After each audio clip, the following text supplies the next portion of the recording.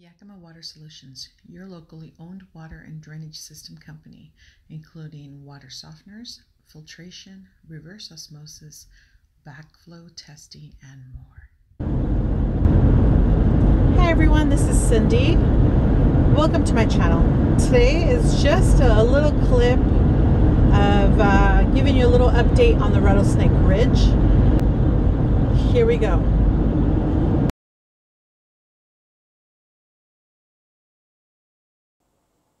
Okay, so here's the article.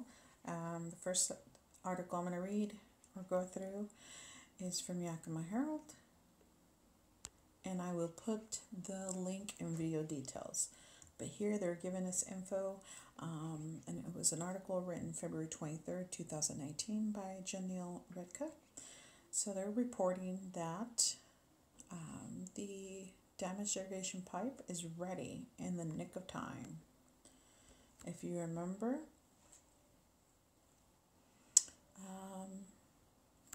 the Union Gap irrigation pipeline runs about 50 feet. It's buried 50 feet above Thorpe Road. And here's some images that I shared. And I want to say it was a video sometime last year, but it says inside the pipe. This is inside the pipe. In parts of this area, the steel reinforced concrete pipe has been deformed by the pressure to an oval shape. And notice the chunks of cement and grout littering the bottom of the pipeline. There you go.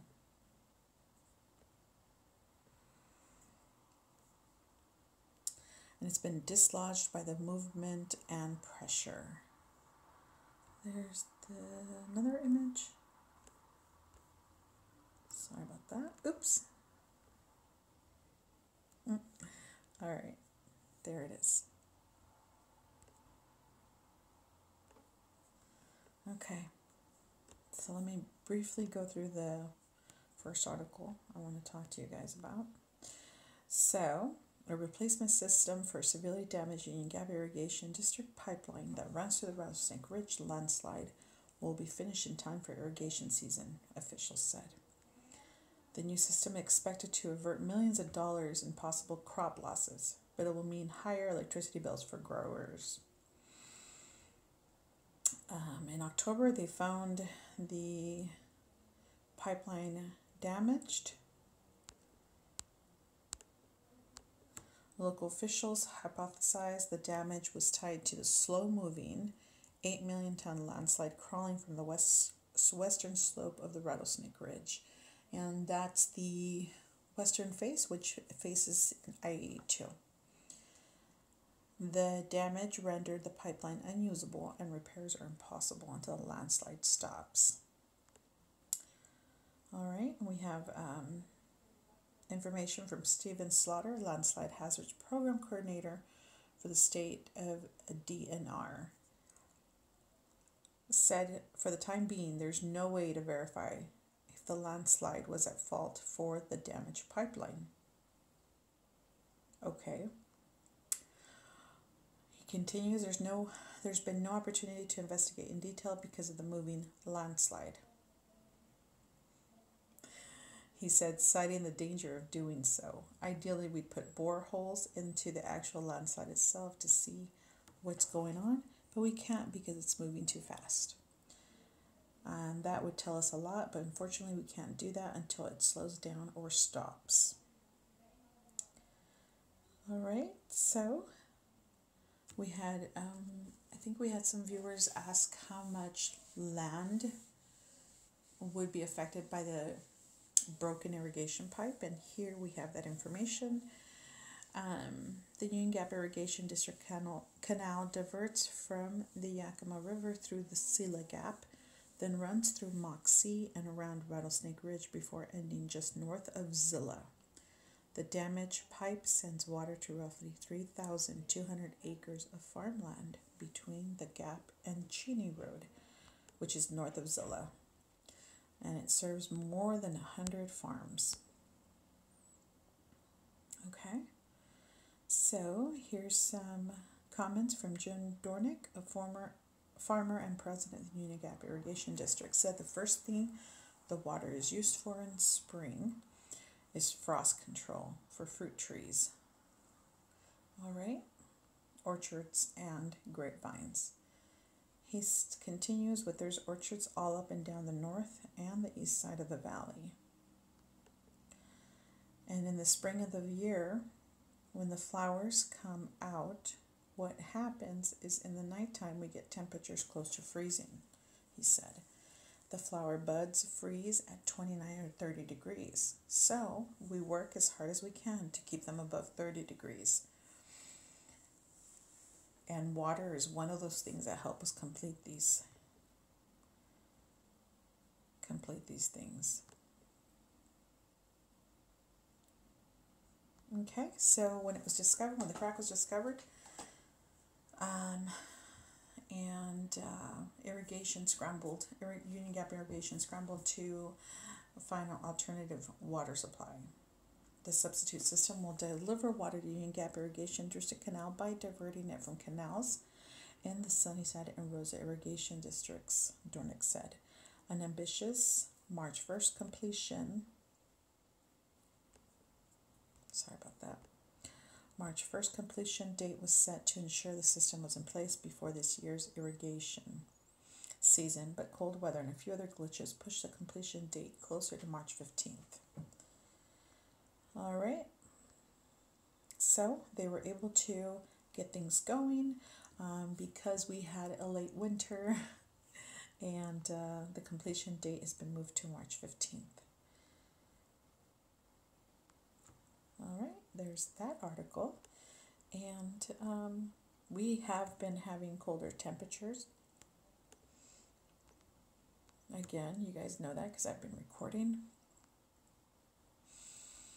Okay, so if you want to continue reading that, you can, but let's jump forward. The cost to farmers. Okay, so Ray Wolverton, a facilitator for the irrigation district and former member of its board, was among those who discovered the pipeline damage. He estimates that $40 million in crops would be lost if the new irrigation system is not ready in time. The cost of installing the replacement system is estimated at $4.8 million and it's state funded. All right.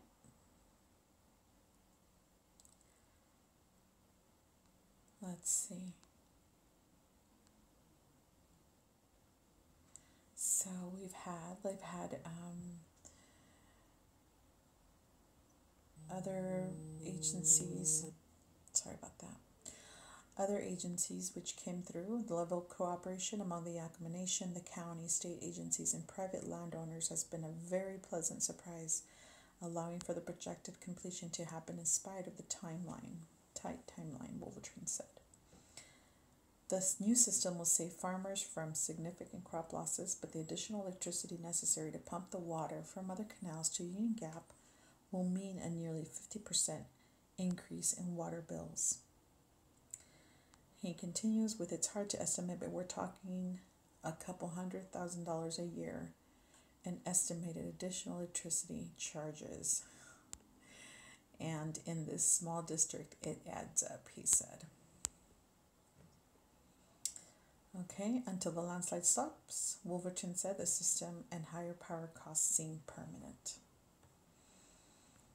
All right, now let's go. There's more info about the landslide.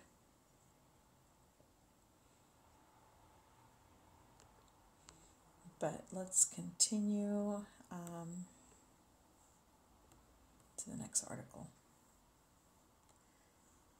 which sort of reflects what was just written right now. Rattlesnake Ridge landslide slows as close monitoring continues. And this was February 23rd. This is a picture of Rattlesnake Ridge, February 7th. Okay. And it states, the Rattlesnake Ridge is pictured on Thursday, February 7th near Union Gap. Geologists continue monitoring the slide, which is still moving but has slowed from a peak speed of 1.6 feet per week between January and April of last year to 0.7 feet per week. And it's according to a report published earlier this month by the Washington State DNR. Okay, so again, it's gone from 1.6 feet per week to 0.7 feet per week. Okay, let's see what Stephen Slaughter said. Everything we're seeing is that the landslide is slowing down. Slowly, but it's slowing down. And he continues with, landslides are a very mysterious thing. I won't expect anything if it were to plateau for a little bit, he added. It's really unknown. Yep, and there's live cameras courtesy of the University of Nevada's Seismology Lab. And this is the site that I continue to watch, guys. And you can check up on the ridge as well.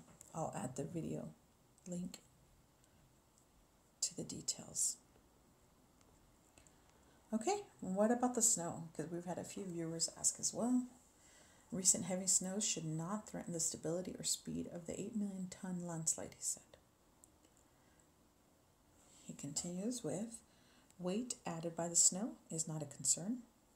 Considering that this is a landslide that is extremely heavy, the snow is not a factor contributing to the mass. As far as melt off, water for landslides is usually a driving factor, but Rattlesnake Ridge landslide is entirely different because it's entirely based on bedrock. Unlike shallow landslides consisting of a soil layer above bedrock, which can become saturated with water and become dangerous, water struggles to penetrate the bedrock like that in Rattlesnake Ridge. That makes me think of that wet area above the quarry. So we do have what I think looks like water seeping through. Not sure where exactly it's coming from, but there is water going through. And he continues with, if any changes were to happen, officials would know immediately. We've got a lot of stuff up there, he said. A lot of monitoring equipment on the ridge. There's several of us who look at the data every day. It's what we do, and I'll do it this weekend. And that's great to know. I'm glad they're still monitoring. So, not just DNR is monitoring. Let's see. Talking about the size of the ridge, 20-acre, 20-foot deep landslide began when it was discovered. At the time, geologists believed it could pose an immediate danger, and 60 people living at the base of the mountain were evacuated. When an assessment firm hired by the state confirmed geological reports that the landslide was unlikely to rapidly slip, instead gradually falling over years or decades, some residents returned. All right. So GPS data is also being monitored. Steve Malone, University of Washington, was monitoring for size. They had seismometers up there. This is the company, the group that actually ended up removing their equipment because they had a lot of cords being sliced by falling rocks or chewed by wildlife. Okay, and that was in December. They removed their equipment. Columbia Asphalt started to monitor. They hired a contractor. And it says here, hired a contractor to install new monitoring equipment on the western slope of the ridge as part of an agreement with the DNR. Okay, Slaughter said a report of the equipment and its findings would be shared Monday with DNR. It's still probably the most heavily monitored landslide in the country, Slaughter said. There you go, guys.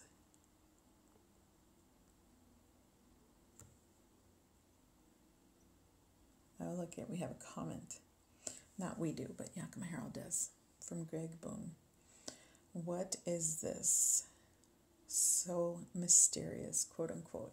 You remove all of the supporting strata at the bottom, allow gravel mine, and then wonder why the man-made crater steep slope is sliding down to achieve its normal, quote unquote, normal slope. The mind should not have been allowed to operate there. Doesn't take a brain surgeon to know why the landslide is occurring. He got one like. All right, so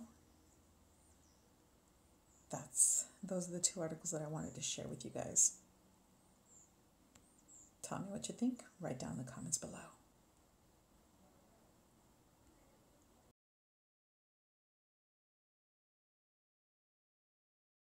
What are your thoughts? They're saying that the snow is not, they're not concerned about the snow because it won't contribute to the mass of this heavy landslide, but that water is a driving factor, but that because of this type of landslide is different. It consists of bedrock, right? That it shouldn't have a huge impact on this landslide. So I don't know. We know that what would really push this landslide is water coming through, and you guys, I've seen that, right? And you guys have seen that along with me. There's what looks like water coming out on top of the quarry where those structures are at, so that would be something that would help it. You know, it's coming from somewhere. And then the other thing that can drive this landslide is an earthquake, right? Seismic activity. And nonetheless, I'm still interested in recording. I'm still watching, and I'll provide those videos as I can make it up there and record for you guys. But I thought it'd be interesting to share these articles with you guys. We have had freezing temperatures. We had the late winter, and hopefully spring will come in and start hopefully really soon. We've been having temperatures of 20 degrees, 6 degrees this week, and freezing rain last night. And we've also had more snow falling yesterday. I think at my place I probably had about 2 inches. When I looked at the live cam, you could see snow falling yesterday. So let me know what you guys think of the article, and thanks to everyone for the ongoing support. I really, really love your interest and your helpful comments. Much appreciated, okay, for all of you. Thanks, and this is Cindy with Easy C Productions, and until next time.